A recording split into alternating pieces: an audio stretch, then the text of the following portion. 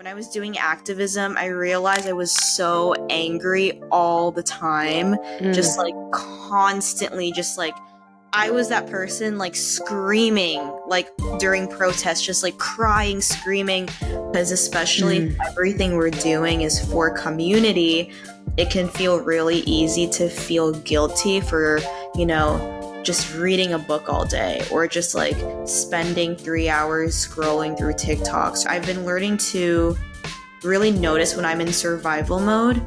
That's usually when I'm going and saying yes to everything.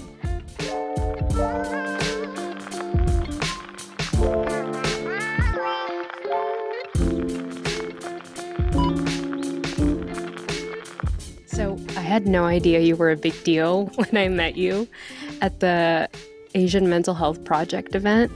I did background research on you like I do for any good podcast host, and I was like, holy moly, 104,000 Instagram followers. Like, I don't mind, like, feature.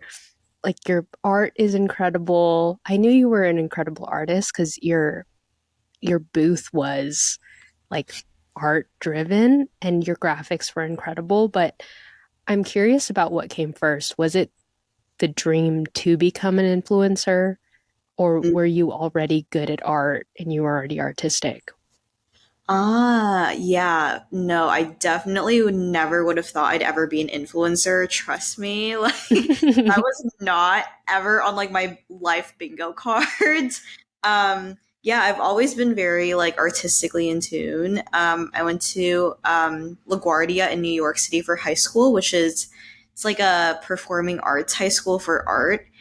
So I've Yeah. always like had that knack, and I think in 2021 during like Stop Asian Hate, it's kind of when like I was able to use that to make infographics.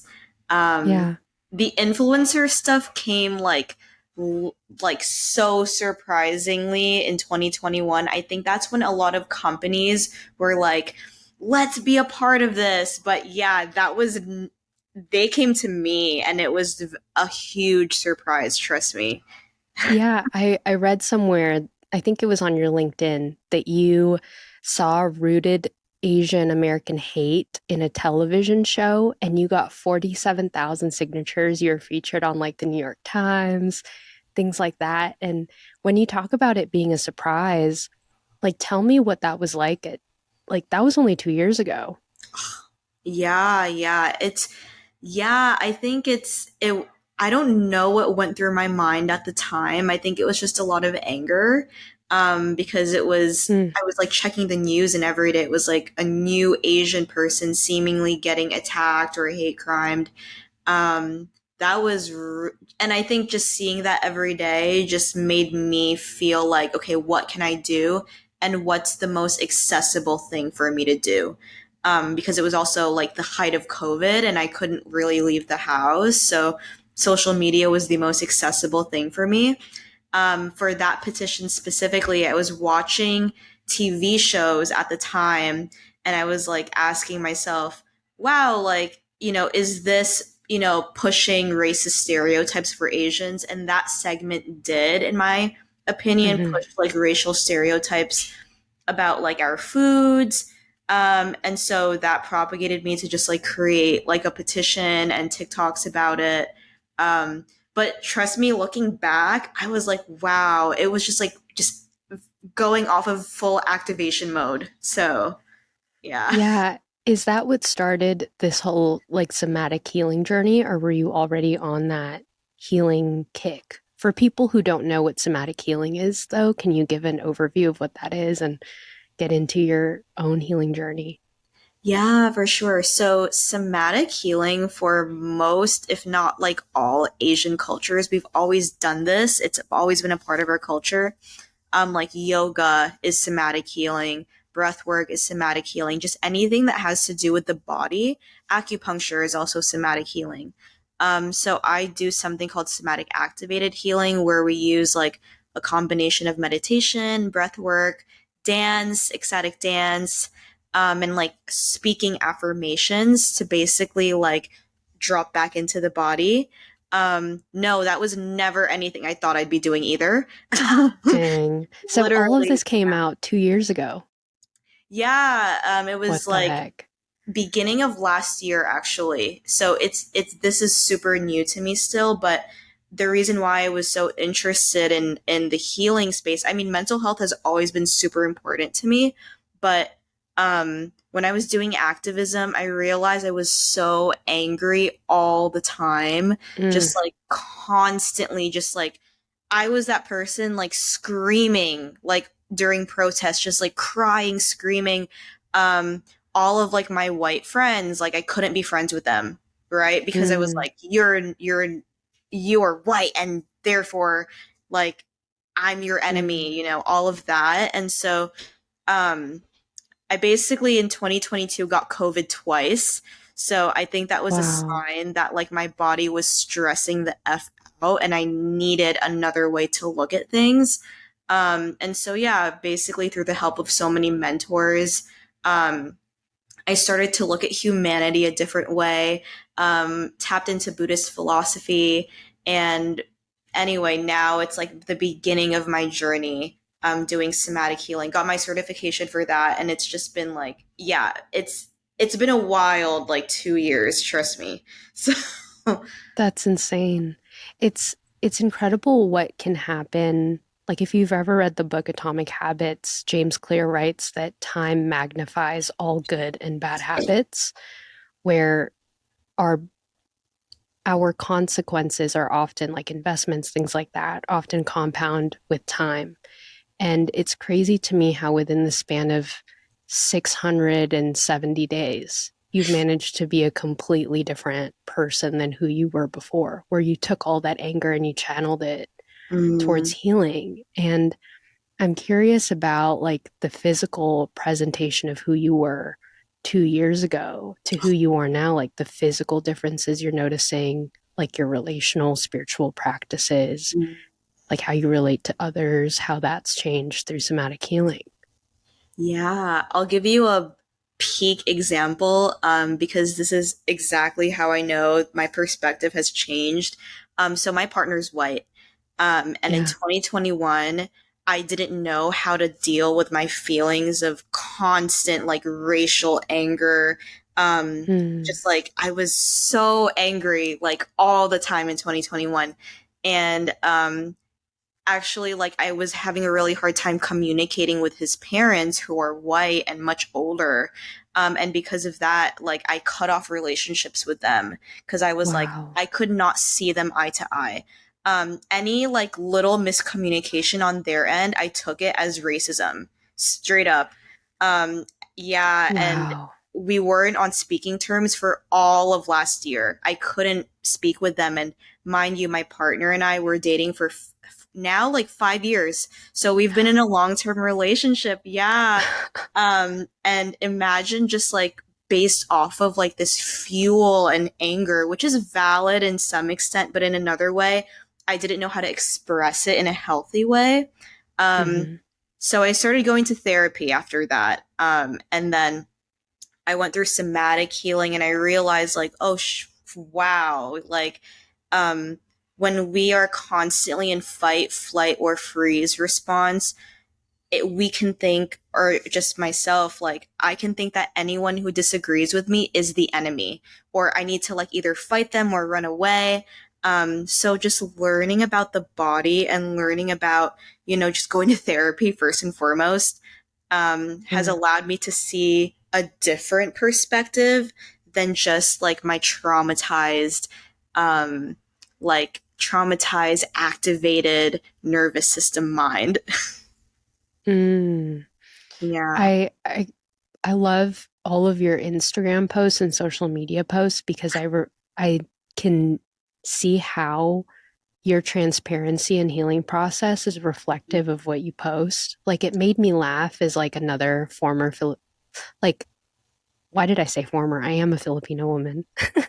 But when you talked about when your mom criticizes your body and your entire identity, but then she buys you new shoes, like I didn't understand why she was doing that. I think that your ability to capture the nuance in like a social media post and a piece of artistry, like your Pinterest stuff, your Instagram stuff, it really does show like what being able to be real about what's inside of you can do. Can you tell me about like the beginning process of that as an artist, of what it was like to just be in the raw in a therapy room and like unpack that? Yeah, like in therapy, like talking to a therapist. Yeah, Yeah, it's like been, what was that like? Had you ever been like super raw and honest like that before? I think I've always just been like, especially after college, because in college, yeah, in college I was just drinking a lot, smoking a lot. Um, and I think that has really, like, my college experience made me mask a lot. Like, I needed to be a certain somebody to be cool enough, to be accepted enough. Um, and I think when I got laid off from my job 2 years out of college, it was in 2019.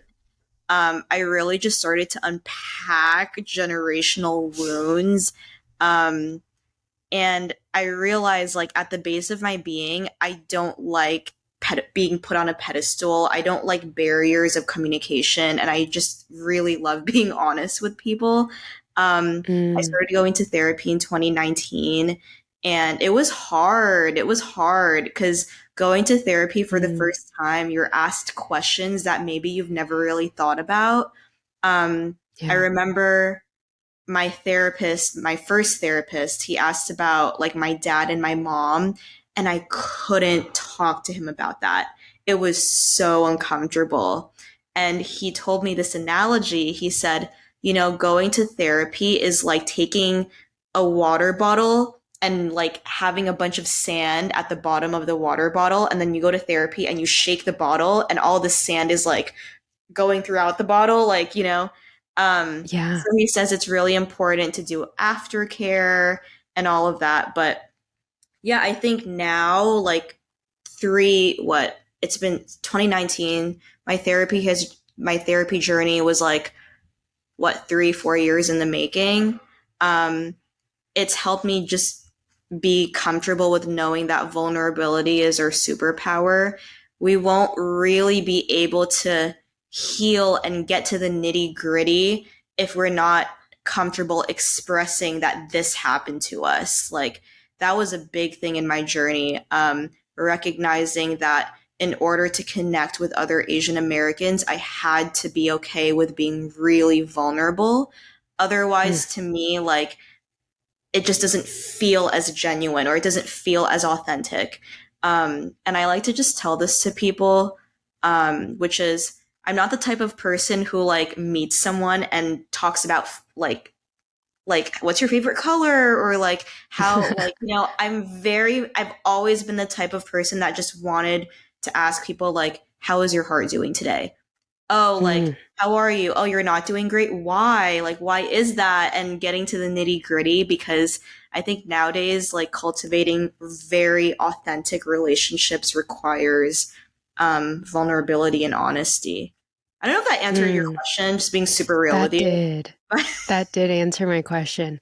That was such a good answer because I feel like you lived that out, Kim, so Mhm. authentically. Like our first conversation, I told you about my Filipino ancestry. We had like a whole hour-long conversation about that, and you kind of emanate a sense of realness where Mm, I do feel like I'm talking to an equal. I don't feel like I'm talking to someone that thinks that they're better. And I don't want to miss that part that you said because I think it was so golden. You were like, I don't like being put on a pedestal. I don't like barriers between me and other people. I'm sure that because of your like stature now with what's happened in the last 2 years, your advocacy, like you mm, putting your art out there, people have almost put you here when mm. you just want to look people in the eye, like all your speaking gigs, all of that. How do you meet people eye to eye? How do you ground yourself in that humility when all people want to do is to like look up? You know what I mean? Yeah, and that's been something that that's a journey that I'm like on now, where Yeah. To be super transparent, I went to an event yesterday and someone came up to me. She was like, I love all of your work. Like, you've helped me heal all of these things. And I love that and I appreciate that. But there's like a certain uncomfortableness that I feel. And I think there are two things that come with that. One, like, I'm being the center of attention. I know I'm like on social media and that's what I do, but it's like so weird for me when we're not like in social media world. Yeah. I think it's like, yeah, I think being the center of attention for me has always been like really crunchy. And I think that's just something for me to work on. But secondly, I very, very much believe that everyone has the power to do exactly what I'm doing in their own specific way. And what I'm doing is just what I've always been passionate about, which is just like community building, community healing. But everyone has that power, like to do probably what I'm doing and better, like there's nothing that I have that someone else doesn't have, you know? And I Mm, think when we get caught up in the ego and like the vanity metrics, and it's just really easy to get into a space where you think you're better than everyone else because of what an imaginary platform that isn't even tangible. Like you can't even, it's not even a tangible thing.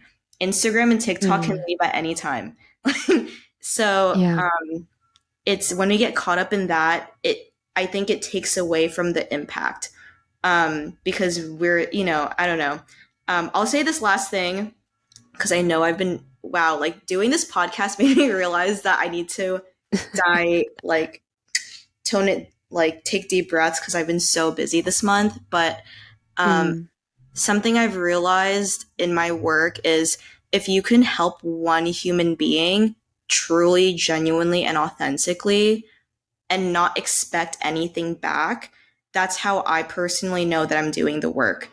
Um, mm, because on social media, I don't know, I have a lot of feelings on social media and where it becomes like intention versus impact is something I always think about a lot of like you're making the mm, posts, you're making the graphics, you're making the content, but how does that translate to like helping someone? Like, and that's why for me conversations matter. Having coaching clients where I'm like helping them process in person really matters to me. Volunteering really matters to me. The social media stuff is just a tool. Wow, mm. I rambled. You didn't ramble, Kim. You really didn't.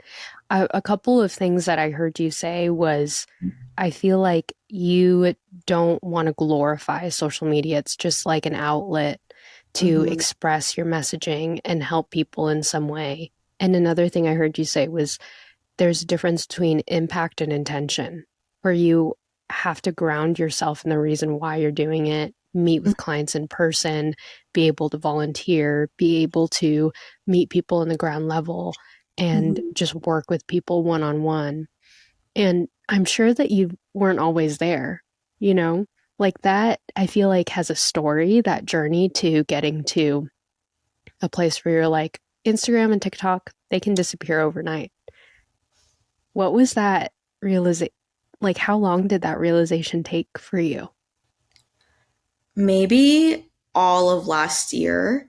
And I Mm, mean ongoing, because even TikTok right now, I keep in touch with the space, and TikTok is very much like you never know if it's going to still be here at any time. Um, but when I think of, I constantly remind myself of that, and I think, well, if these platforms were to disappear tomorrow, how can I still be doing what I'm doing, which is helping community in the best way that I can, or uplifting other Asian women? Like, how can I be doing that? Um, yeah, I think about that often. And I think as a creator, um, for me, I just have newsletters. So, newsletters is something that I tell all like BIPOC business owners like to have, because so that's important. yours. That's how you communicate with your audiences. Second thing is getting involved with community. So, for example, we met during Asian Mental Health Projects event. Um, Yeah. and so when I created my booth for that event, it was completely free. People literally could have come up and made free jewelry. So It was finding so ways to awesome. remove barriers, right? Like, Mm. because for many people, cost is a barrier. So getting really creative to see how we can still connect with folks. And I think when we are able to tap into that, and like social media is one thing, but impact in person just feels so different. I don't know. I feel like it just feels more fulfilling for me. I don't know. Um, yeah, but taking away, realizing that social media is really just a tool has been so important for me on this journey because it's easy to get caught up in all of the vanity metrics. It really is. It really is. I feel like you've opened my eyes to so much of the need for human contact. Mm, You know, there's something so vulnerable about being able to see someone in a physical form because you can see their essence and you can see like their internal spirit when they're walking into a room. You can't mm, hide behind like a text or a picture.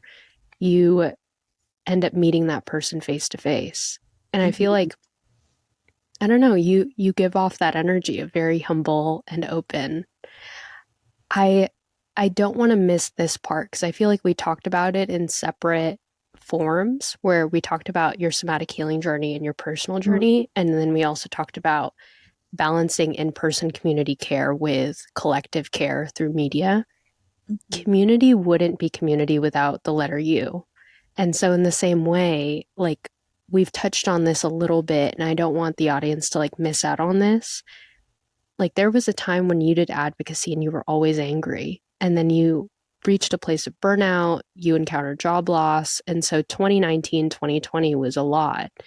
mhm, And I'm curious about how you continue to take care of yourself. You know, at the time of this recording, June is Pride Month, May was AAPI and Mental Health Month, which all three you advocate for. mhm. How are you taking care of yourself with all of this going on? Yeah, and I mean, just before this recording, you asked me, how am I? And I was just like, oh, girl, it's been a constant go Yeah. since May. And so here's the thing for me as a business owner, I don't work on Fridays. Um, Mm, it's been like I think that's the freedom with what I do now versus a 9 to 5 when I was working a 9 to 5 is having time and being able to control my time a bit more. Um but for me, one of the hardest boundaries is that I do not work Fridays. Like I will be offline. I think a second mm, thing is what used to help me a lot is scheduling out in my Google Calendar when I will not be doing anything. Like from mm, 2 p.m. to 5 p.m., you won't be doing anything.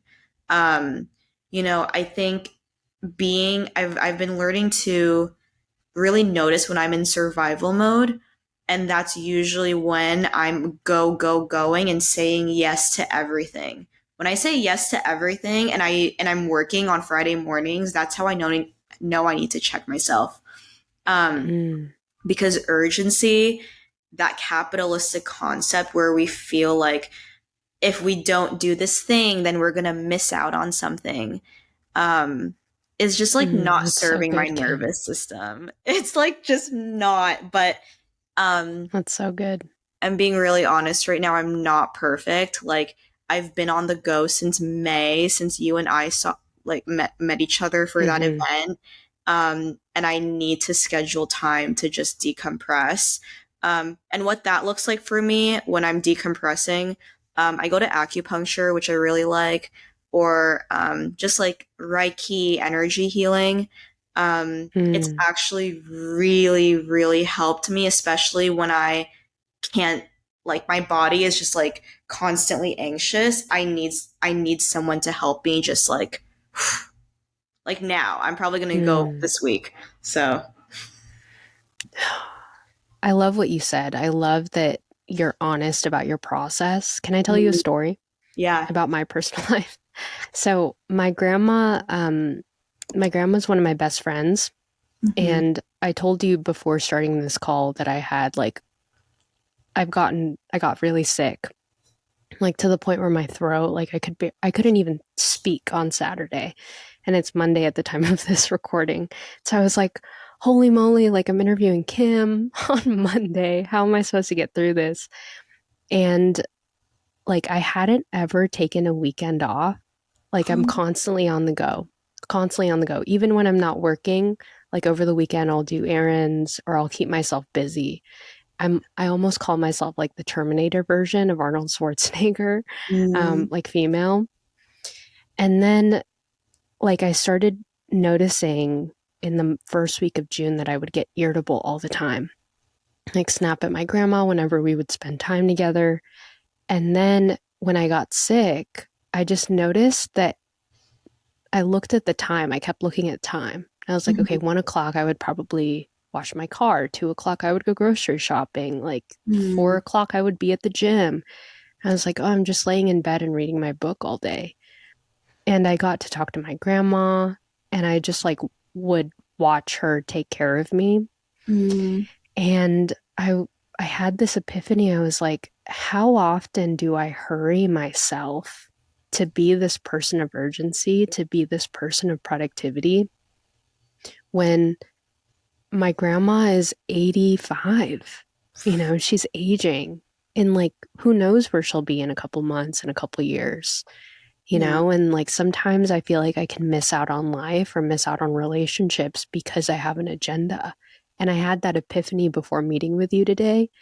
And Hmm. I'm so grateful for your vulnerability, Kim, because I feel like this story was birthed out of us being able to relate on that level, you Yeah. know? Yeah. Yeah. No, I hear you. And thank you so much for sharing because it's it's really challenging, I find, to talk about this urgency, this sense of Hmm. urgency, especially. I mean, you mentioned that you do Yellow Chair Collective and you also have other things on the side that you do.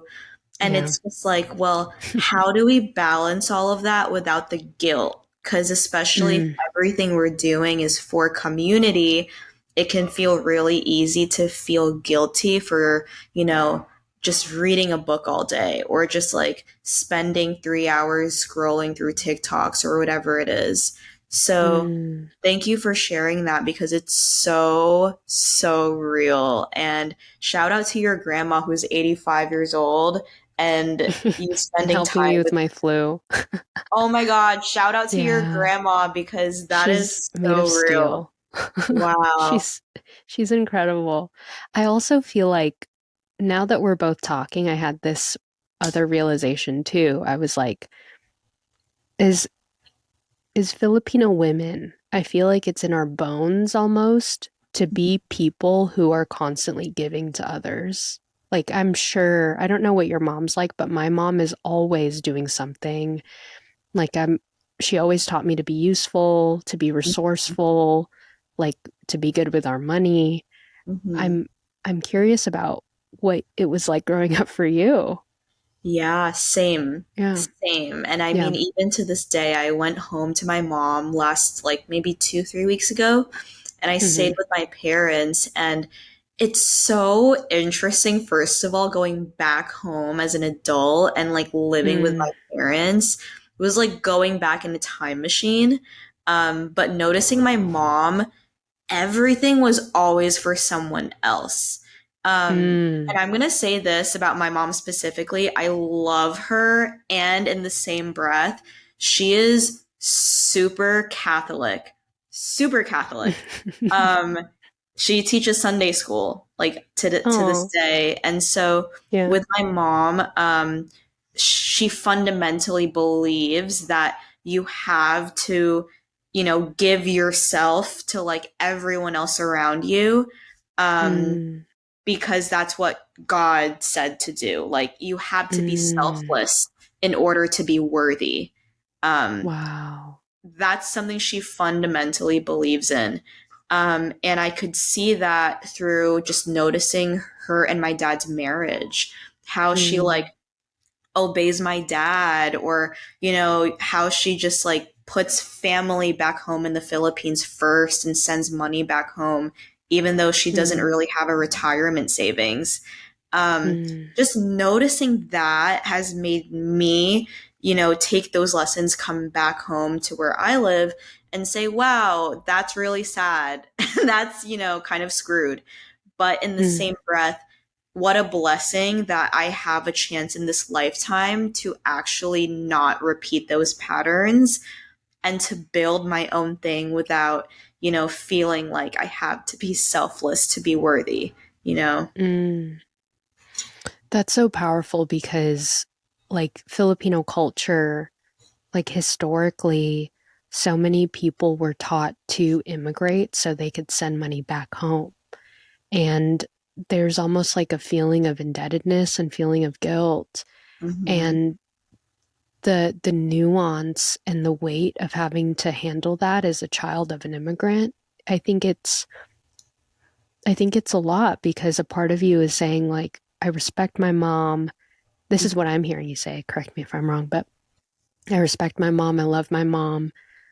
But at the same time, I also know that there's a part of me that wants to see me and Mm-hmm. doesn't want to shed so much of myself that I become a shadow of who I used to be. And Yeah. so, what did that like work? What does that work look like for you day in and day out? Yeah. And ooh, you said that so, so eloquently. I love that. Oh my goodness. It's the Um, therapist in me. I love that. Um, yeah, I think so. On my journey, it's just been a constant, maybe a pause and a reflection. Um, Mm, I think even in the work I do today, which is like community building and advocacy, I still feel that guilt so much. I feel, mm, like I have to constantly be turned on for community. Otherwise, like this thing could happen and I wasn't there, right? To like help in my own way. Um, mm. What does and that look like? What does it look like to be turned on? it Like, who just do you have to be? it's just sometimes it's funny. I'm actually going to see a therapist about this because I was telling the therapist, I'm like, sometimes I feel like I have to perform Kim. I'm like performing Kim. Yeah, Oh, it gets really interesting. And oh my so goodness. I yeah, heard Billie Eilish say that. She, really? like in an interview. If you listen to an interview she did with Zane Lowe, like just look up Apple Music, Billie Eilish, she says that sometimes she feels like she has to act like Billie. She's like, hold up, I'm Billie, but I have to act like Billie, you know? Is Same. that born out of like posting stuff online, or is it just from what you think other people think about you because you've been doing community building for so long? I think it's both. I think it's Yeah. both because it never used to be a thing. I never used to feel that way until maybe like last year where I realized like, wow, like why I'll give you an example. Same example that I gave you earlier, which is this girl came up to me yesterday at an event. She was like, "You are such an inspiration. I love what you do." And I'm just like standing here and I'm like, what goes through the back of my mind is like, what did I do? Like, why? Like, why? And I couldn't understand it. And my partner was on the right hand side of me and he always reminds me, he's like, you're so like you're amazing, you're really doing so much for for community. And he's like complimenting me and I'm like, I don't understand. Like, and so when I go to public events, sometimes I feel like I'm a different person. It's almost similar to how like Beyonce, when she goes on stage, she's like And she's Sasha Fierce. Sasha Fierce. And Yeah, I yeah. get it now because it's like, yeah, I don't know. It's interesting and it's a weird thing that I actually am going to therapy specifically for this. Um, That's very weird. hilarious. That's Yeah. hilarious because I literally that was my follow-up question. I was like I was like how do you manage like the image of being Kim Saira and then being Kim Saira? That was my It's so question. weird. I mean, I don't Because, have an answer to it because I'm like, how does, yeah, it's weird, yeah, isn't it? It's so weird yeah, because, like, y technically you are you. Like, you're this bright, bubbly, colorful artist, activist person, but you're also a human with like so many multifaceted characteristics that people might not see online because you don't want to share all of you online. true. And so I'm curious about like, are there parts of you that you kind of keep, this is just for me and my partner, or this is just for me to know? Like, how do you know what to post online as like an influencer and as like this person that's struggling with a dissonance between who people see you as, who you really are? Yeah. Yeah. And so this is what came to mind immediately when you said that question, which is not everyone will resonate with my content. I always remind myself of that. You will not be for everyone, and that's okay. Like, it's so Mm, true. I'll give you an example. I made the reel recently about how my mom like lectured me on my weight and my job, yeah. and then bought me shoes. And so people did not understand that. Like in the comments, they were like, this is not okay, like all of these things. And I was like, wow, thank God for them because it allowed me to check myself and realize that people are watching a snippet of my life. And because of how I position myself on the internet, there are a lot of people who think that they know me, like they're friends with me. It's like almost like parasocially kind of vibes. But that's, how I position myself because my work is about showcasing my own vulnerability. And I recognize that. And so, first thing is, I will not be for everyone. And second of all, I say this to my partner whenever I'm in a ranting mode. I say, do you have 3 minutes? Because all I need to do is rant. You don't have to say anything in return. I just need to rant. And I'll say all of the things that I need to say. And then I will sometimes say this at the end: I'm going to post about this on social media. And then my partner will ask me, is that something that your higher self will do? And then I'll check myself and be like, no, like she wouldn't post that. Like I'm angry and I'm acting from a reactive place. And this is just going to it's just going to trigger someone else. It's not coming from a loving place. And that's how I know that that part of myself doesn't need to be shown on social media. Um, it's a journey of that. And then plus therapy will probably help.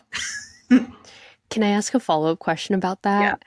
Like, what do you think people were missing in that post? Like, because for me, I understand the cultural nuance as a Filipino woman. Yeah. Like, like I know that Filipino moms are extremely blunt. They say what they mean what they say, but the way that they show love is they provide for you through Yeah. material goods. And so I feel that's the story I'm creating in my own head of what non Filipino or first or second generational Filipinos probably won't understand. Yeah. But in what other ways do you think were you misunderstood in that post? Like from a Yeah. snippet that people might not understand about who you really are. Yeah, I think someone had commented about how it's manipulation, right? Wow. It's manipulation, it's emotional manipulation. Or it's like, they were like, if this is, someone had commented, if this is the way that someone loves, then I don't want to be loved like that, right? And Whoa. it was just, I really took a step back because, for context, me and my mom have had a really, really tumultuous relationship since I was like 15 years old. Um, I will be the first person to be like, Mom, like you were XYZ and you hurt me.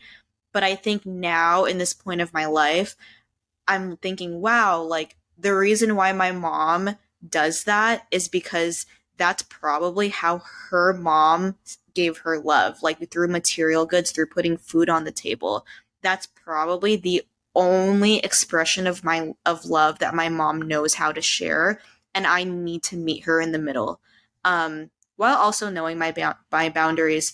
And I think this like binary way of thinking that this is what healing looks like, you're either like loving and hitting all of my love languages, or you're not, and you're like, it doesn't work. And I So think this good. is, yeah, and I think this is why when I talk to people about, seeking mental health resources, like the cultural nuance is so important.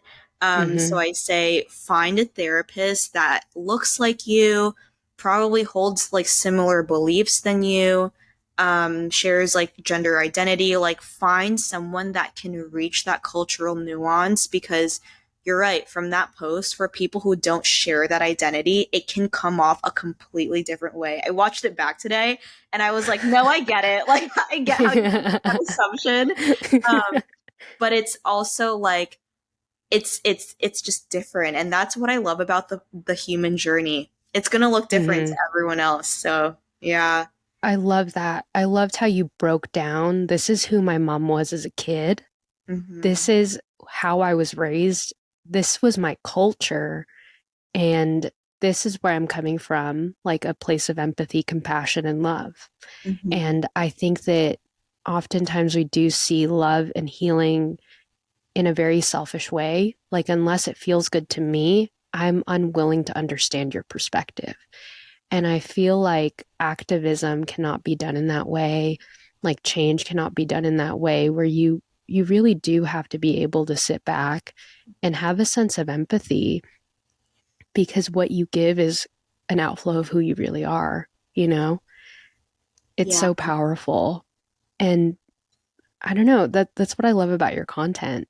Like I remember I think you wrote somewhere in a piece that you wrote, I haven't seen other people who looked like me in the influencing space, in the artistry space, and I wanted to express all of who I am in that place.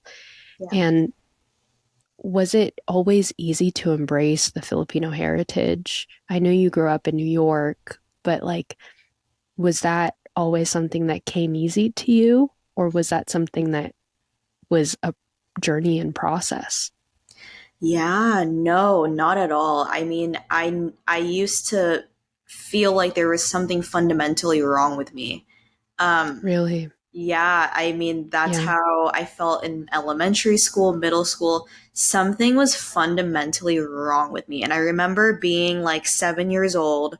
My mom sat me down and she had like, I remember she was a maid and a nanny. So she had c- like, like wrinkles on her hands, like from overworking. And she Mm, told me, when you grow up, you have to work really, really hard, because the truth of the reality is that white people will make more money than you. And they will get farther than you. She told me this at a mm, really young age, and I really remember that. And she said, that's why mommy has to work overtime, and that's why I don't get to see you as often, which was true. I didn't get to see my mom a lot as a child.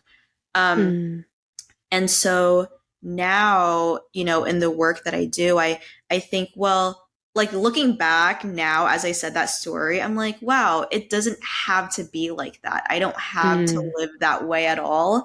Um, Wow. it's but when it comes to my Filipino identity, there's a lot of conflicting feelings of like, I feel really angry sometimes because I'm like, why did my mom have to leave her home country? And then feeling grateful because I'm here. And feeling That's then right. and then feeling like, well, and then feeling angry again at the Filipino government. There's so many That's feelings so about real. it. And now recently there's a lot of like debate online because as this recording is on June 12th, but there's something going on TikTok where this girl wore like a stole for a Filipino with a Filipino flag on it, and Mm, apparently in the Philippines that's illegal, but in America, like no one cares. Everyone wears that for graduation. mm, And there's a lot of heated back and forth about what it means to be Filipino.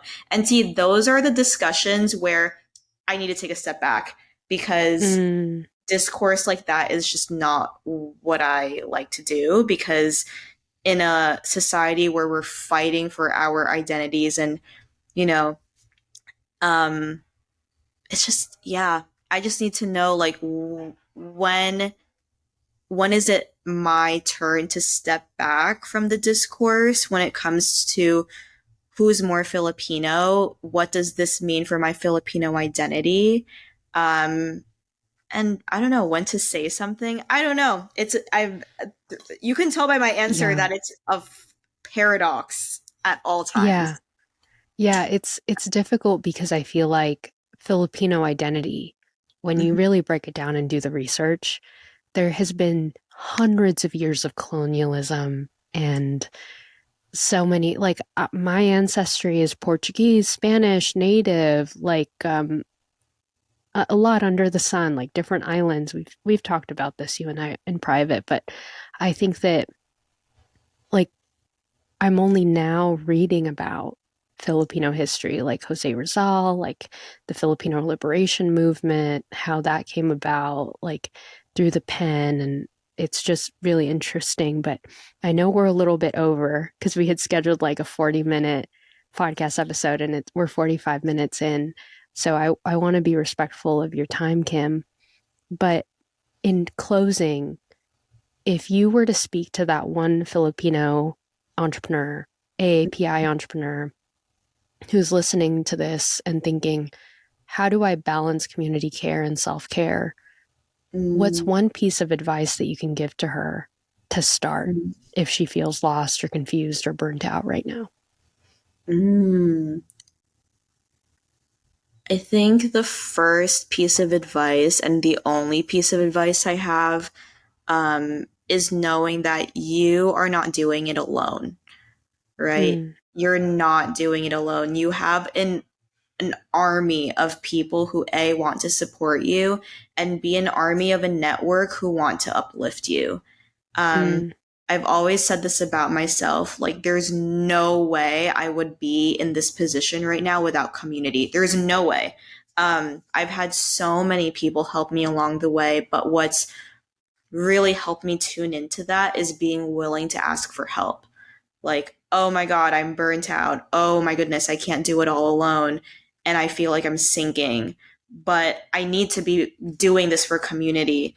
See, that's an opportunity for us to reach out to our network and ask, well, how can we do this together? Or how can mm, I want to do this project so bad, but I cannot do it all by myself? Can you head this project? And if you can't do it, let's ask someone else. Um, and I think that, makes the journey just so much more fun. And it makes us realize that we're a mycelium network. Like, we need each other. yes. Yeah. Yep. That's so good. Thanks, Kim. I appreciate you. I want to acknowledge you before we turn off this recording for just your honesty, your vulnerability, your transparency and where you've come and how far you've gone and how far you will go. And for just being your vibrant you. Like you're such a powerful light. And so I'm grateful. Oh, Yeah. thank you. And likewise, I hope we connect together soon. It was so nice. This was a great conversation. Oh, I love it.